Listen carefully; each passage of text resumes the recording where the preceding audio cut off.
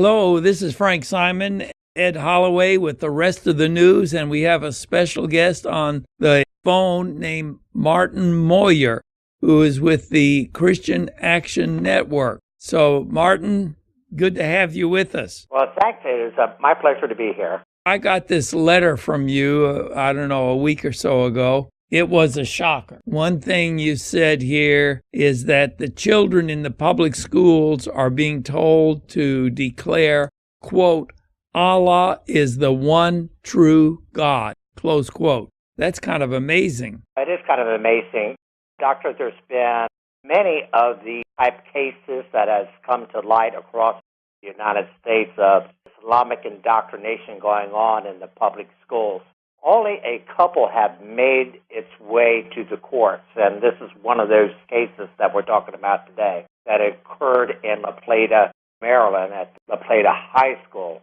When you actually go through the program and the worksheets, the exercises that students were required to perform, it would be almost a no-brainer for anyone to look at it and say that these exercises and teaching instructions could be held constitutional by any court.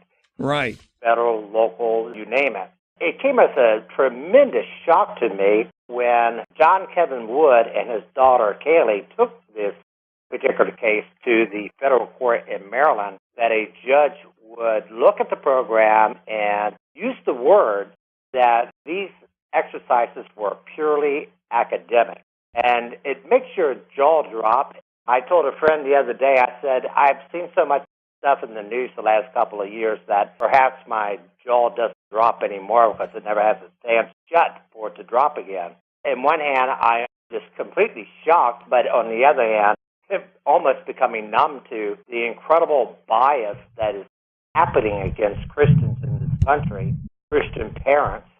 And this is just a supreme example, and it's very frustrating. So when we saw that this case was lost at the federal level in the court in Maryland, I spoke to our attorneys and said, we really need to file a friend of the court brief on behalf of John Kevin Wood and his daughter Kaylee in this case as it works its way into the Fourth Circuit Court of Appeals. So today we have officially filed that friend of the court brief.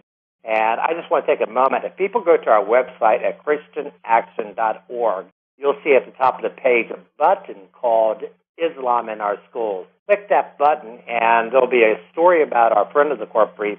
But more importantly, you can download that court brief yourself, and you can take a look at the arguments that we made against this program and understand for yourselves how highly unconstitutional these lesson plans are that were given to these 11th grade students. We were just talking before we went on the air.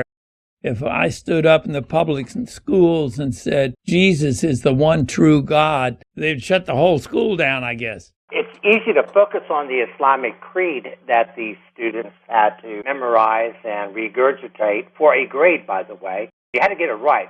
If you were going to get graded on something, you got to write it down correctly. And I just can't imagine them taking a Christian belief and saying, well, we want to make sure you write it down correctly because we're going to grade you on how well you recite Christian Bible verses. That would never happen. And that alone should make it unconstitutional. But I want to say that reciting the Islamic creed was just one of the many offensive elements that these students had to go through. Let me give you a couple more. I got like 10 that I found personally highly offensive. I don't want to bore your listeners with a laundry list of these things. But I do want to give a couple more here. Children have to describe the Quran. Imagine if they had to describe the Bible. In order to describe the Quran, I don't think I'm wrong on this, Doctor, but if you're going to describe the Quran, don't you have to read the Quran to be able to describe it? Yeah. How can a judge say this is purely academic if a student is asked to describe a religious book? Also, children had to write this. It's upsetting to me. Most Muslims' faith is stronger than the average Christian. Okay, so you're going to be graded on writing down that you believe that the Muslims have a stronger faith than the average Christian. And where does the school get off making that determination and asking children to agree with that statement? Very upsetting to me. Another is children were told to declare Islam at heart is a peaceful religion. Oh, brother. Now that's just crazy talk. Children also had to write this. Try not to laugh, but because it's very serious. Muslim conquerors treat those that conquer with tolerance, kindness, and respect. I don't know where they're getting this information and stating it's factual, but I think everything that we have seen, everything that we read, and I don't even think Muslims try to hide the fact that when they conquer people, they don't treat the people with tolerance, kindness, and respect, and that they do, I want to see exactly where that happened. Now, if you're a Christian, you're really upset with this one because children are told all children are born without sin. And that just goes directly against Christian scripture to put in the heads of these students out there that they are born without sin. And then have churches try to explain to you that, no, you are born in sin and you need a Savior. So this is not only what they claim Islam believes. I'm not even sure Islam believes this, but this is what the school says Islam believes. But they're going to put that into the minds of the kids, then have to compete with their parents and their pastor of the churches who will counter that and say, no, you are born in sin and you need a Savior so that you can have eternity with God and Jesus Christ. I got more I can regurgitate to you about things that these students were forced to declare or say or learn or regurgitate, and they had to do it all for a grade. So I want to give you a chance to interject any questions you might have. I think this is an extremely important issue and situation. I see that this judge was appointed by Obama, as far as I can see.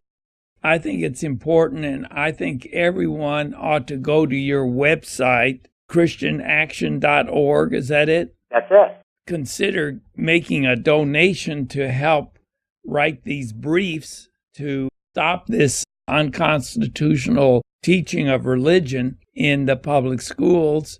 Help support what you're doing. Yeah, one of the things we're attempting to do right now, frequently when we have the money, we use a professional media firm to blast whatever we're doing out across the nation. It costs us like $5,000 every time we use them, so we're trying to raise the money to be able to hire that professional media team to get this particular court ruling known throughout the country. I bet you never heard about this court ruling through the mainstream media. No.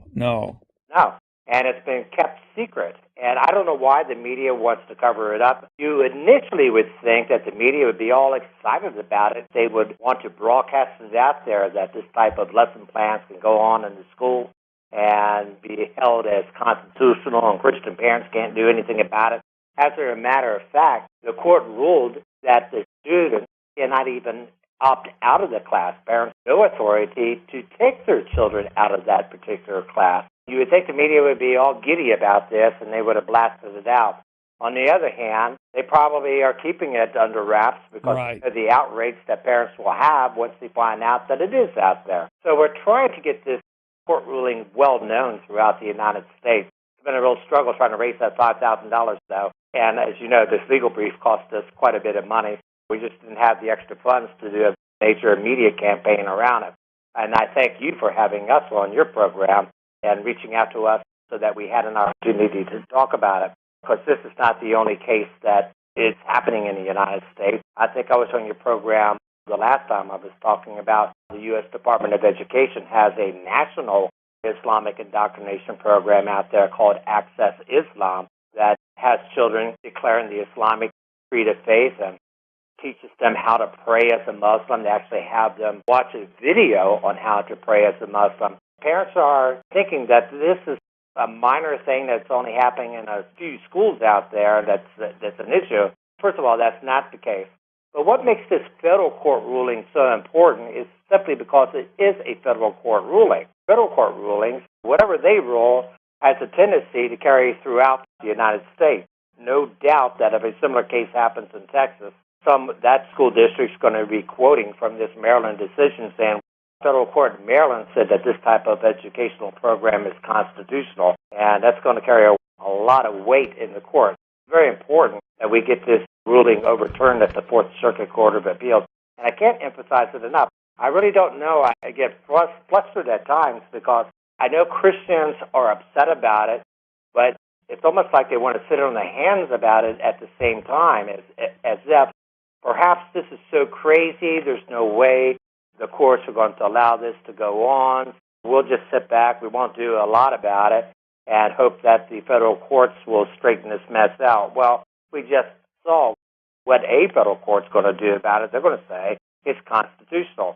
Got to get our hands out from underneath our thighs and start actively campaigning against this type of Islamic indoctrination program that's going on in the public schools. Ed and I were talking just before we went on the air. I at least was surprised that Betty DeVos hasn't done more about this situation. And we were wondering, is it because of the deep state, or why is there not more being done? You're the only one that seems to be doing anything. I know that there are people inside of the administration who are upset about this type of program going on, especially being federally funded at the Department of Education. But quite frankly, Doctor, I think once you become president of the United States, I'm not trying to rip on President Trump, you have a lot of things to juggle up there. And one of the things that the president has to juggle is Saudi Arabia. And there's no question that a lot of these Islamic indoctrination programs popping up in the schools are inspired, helped paid for through Saudi Arabia. I think the head-to-head clash, President Trump has bigger things he wants out of Saudi Arabia than going head-to-head with Saudi Arabia's efforts to try to get these programs into our public schools. Shame, but that's my personal belief as to why there's not a lot of action in the Department of Education to crack down on this. I think they should. One of the things that I think the president should do is issue an executive order that will deny public funding schools that are teaching this type of Islam. Oh, wow. That would be terrific. Into the public schools. I think most Christian parents would agree with me that if you are forced to have your child sit in a class where you have to write the Islamic creed of faith, then that school should not, at the same time, be given your tax dollars, just as adding insult on top of injury right here. What do you think about that, Ed? Well, Martin, I've been following this for a long time. I was involved in programs in the Middle East during the 80s and 90s, and I got to firsthand experience with some of the things, and I was told by members of the legislative bodies in Jordan and others that the United States need to do something. And the persecution of Christians has been astronomical, and there's no mention of it anywhere. And there was a 2004 raid by the FBI when they captured a document of the Muslim Brotherhood. And in that, there was a lot of things, that every point that they wanted to make was like subversion of the religious organizations, subvert the U.S. educational system in particular, infiltrate the documentation of U.S. Middle East studies programs, and it's been going on and on and on. So in that result, I made a point of reading the Quran, and now there's the Quran that's available printed in English is one that's been sanitized by the Muslim Brotherhood. And the Muslim Brotherhood, during the Obama administration, made tremendous goals. They were able to remove from the training programs of the FBI all references to Islamic terrorism or anything else. And all of these things collectively. And the one organization that had more visits to the White House than any other organization in America was the Muslim Brotherhood. And it was infiltrated in several different organizations, and it's going to take a while to do this and uncover some of these things, and at the same time to remove this pressure that's been put on Christians, removal of the Ten Commandments, everything. And then the removal of prayer in school, and all the other efforts have been slowly, one after another, combining. Now, the thing that really bothers me is the progressives. The progressives, the liberal organizations that are all basically Marxist, but at the same time, they're feeling that we can use the Muslims to help create problems of destroying Christianity and other institutions so that we can form a one-world government. And in that process, they don't realize that if they're using the Muslims, the Muslims will turn on them in the end. I didn't want to labor the problems, but I've watched it and I've studied it. It's been a slow process. It's like a cancer that's been growing slowly and slowly. And unless we take a deliberate and positive areas to get involved at every level, from the individual church to the individual Christians, that they should need to stand up. They need to attend their school board meetings and other things to get these things reversed. Well, you're absolutely right, Ed. And what you're pointing out is what we can see every day.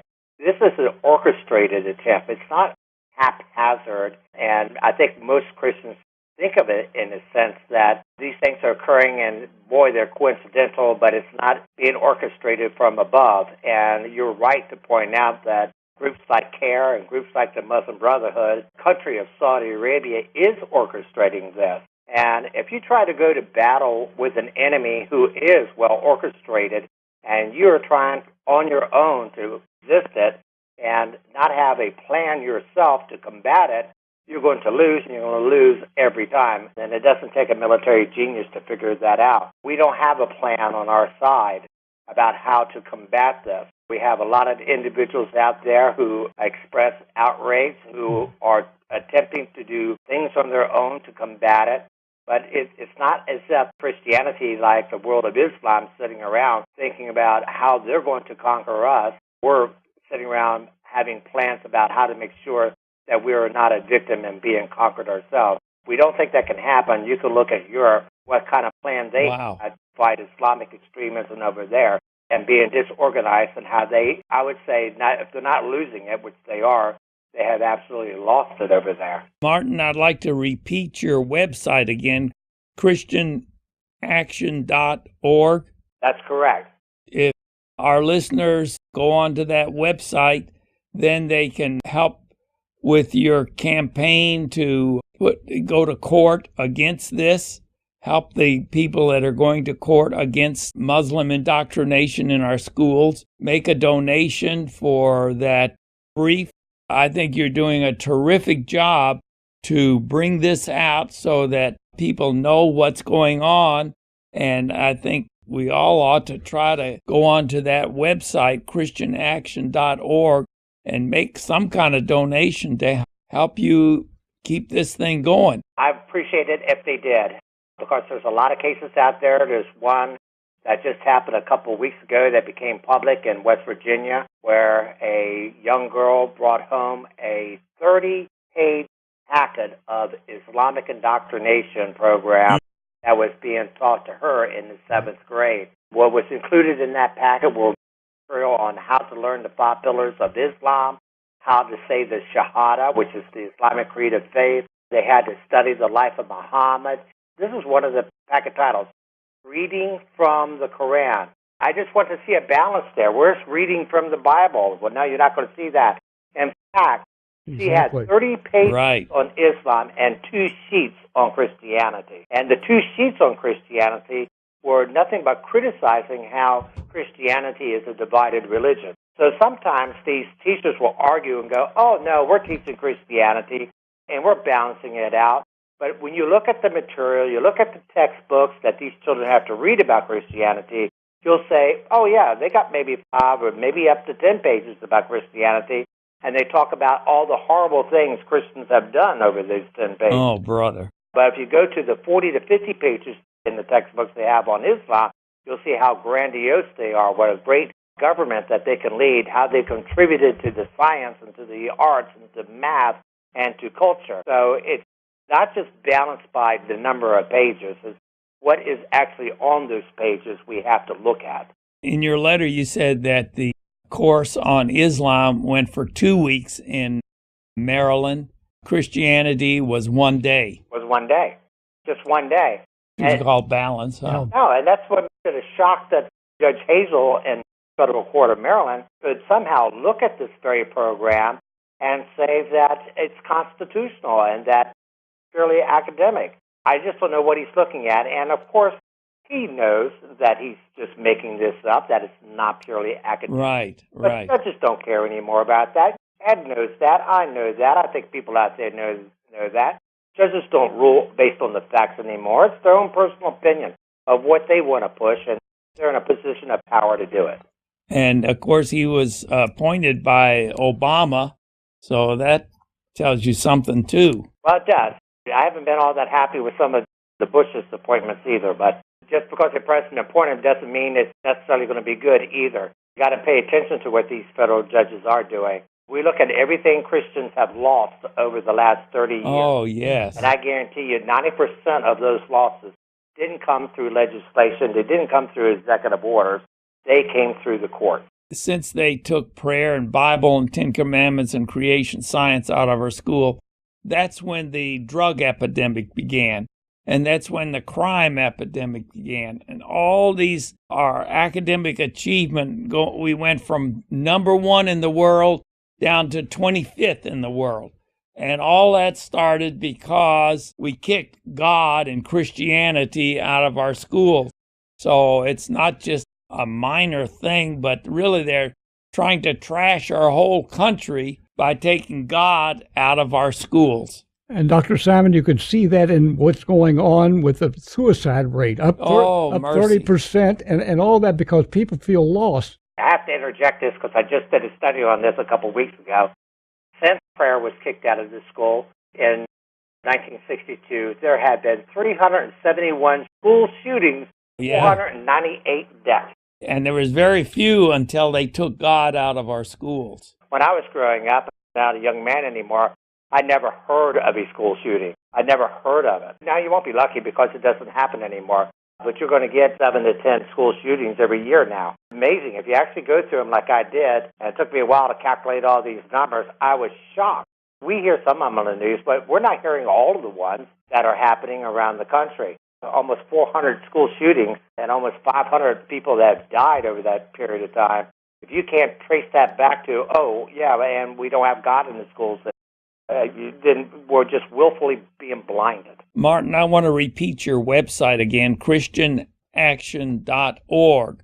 I think it's a tremendous thing to just give a few dollars to this project of getting the unconstitutional Islamic indoctrination out of our schools. And Martin Mawyer and Christian Action Network are leading the way in this. And we all need to just kick in a couple of bucks anyway and help him keep this whole legal challenge going.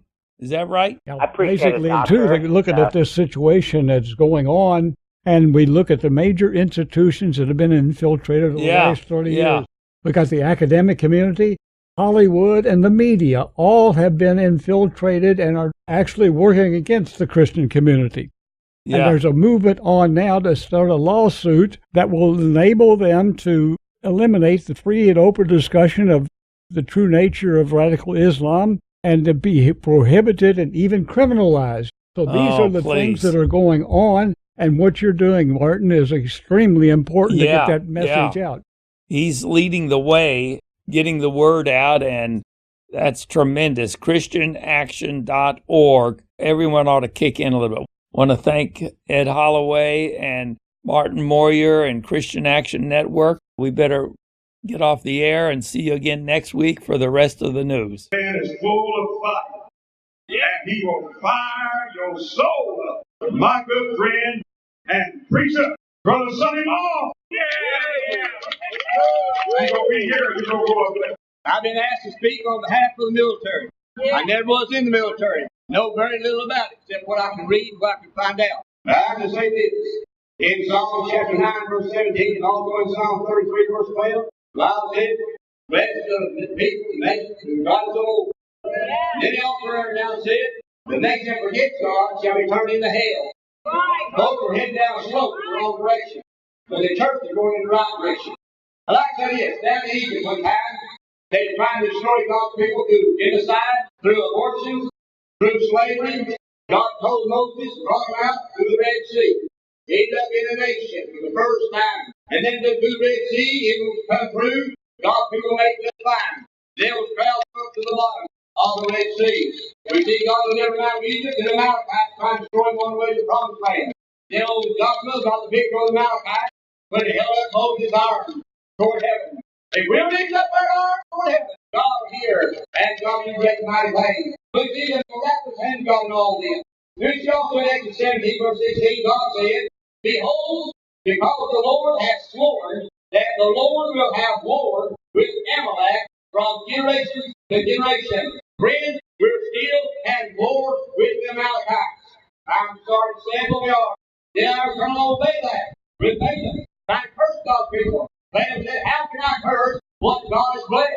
You see a bunch of whores down there, a bunch of naked women down there, a bunch of perverts down there, and when Israel starts messing with them and starts worshiping their idols, God will kill themselves. You know what they did that bunch of wicked women down there? Next thing I know, God killed 24,000 of his own people who turned their back on him and went hoarding after strange flesh.